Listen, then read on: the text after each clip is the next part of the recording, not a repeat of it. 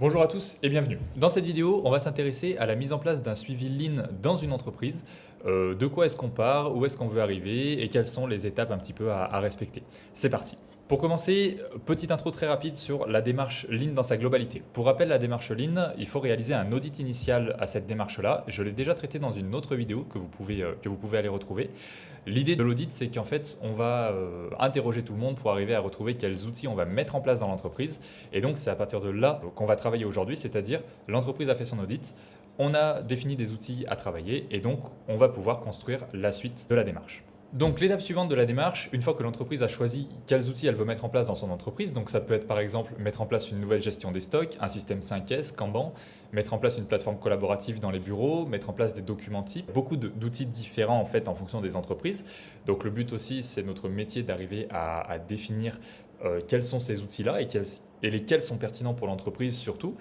Et à partir de là, on va définir un plan d'action. Donc le but, c'est d'arriver à mettre dans le temps qu'est-ce qu'on va prioriser comme projet, pour quelles raisons, pour qu'il y ait une certaine pertinence. Le but, c'est pas de donner des délais extrêmement, on va dire, optimistes pour pas décourager non plus les personnes. En principe, on va partir sur une année pour si on a 4 ou 5 outils à mettre en place.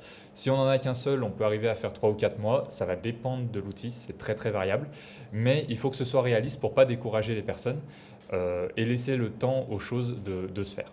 Une fois ce plan d'action défini, on va définir une fréquence de visite. Donc là, c'est le consultant en fait qui va venir dans l'entreprise régulièrement. Moi, j'ai tendance à conseiller une fois par mois. Pourquoi? Parce que plus qu'une fois par mois, par exemple une fois toutes les 2 semaines, certes c'est beaucoup, mais c'est pas forcément très efficace d'un point de vue du conseil, parce que les outils n'ont pas forcément assez vécu entre les différentes interventions.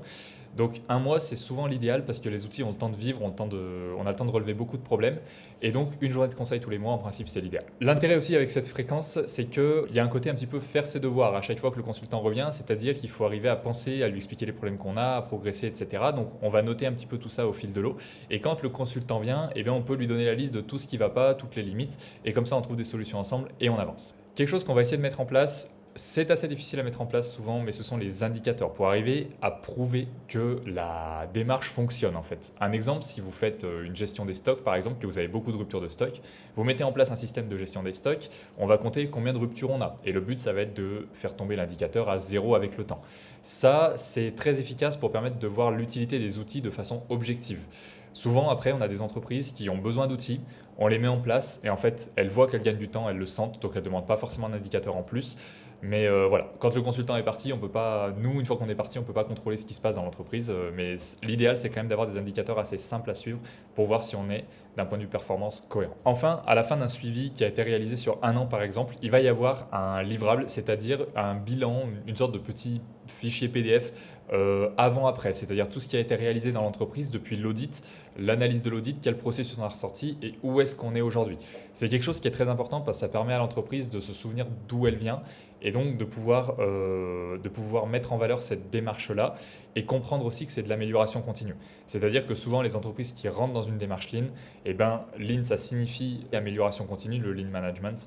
Donc le but c'est que ça tienne dans le temps et d'avoir des bilans comme ça ponctuels, un an après, 2 ans après, 3 ans après, permet vraiment de voir l'évolution de l'entreprise et est extrêmement motivant pour les collaborateurs. Merci d'avoir suivi cette vidéo. Si elle vous a plu, pensez à bien vous abonner pour suivre les prochaines techniques de productivité que je vais proposer ici.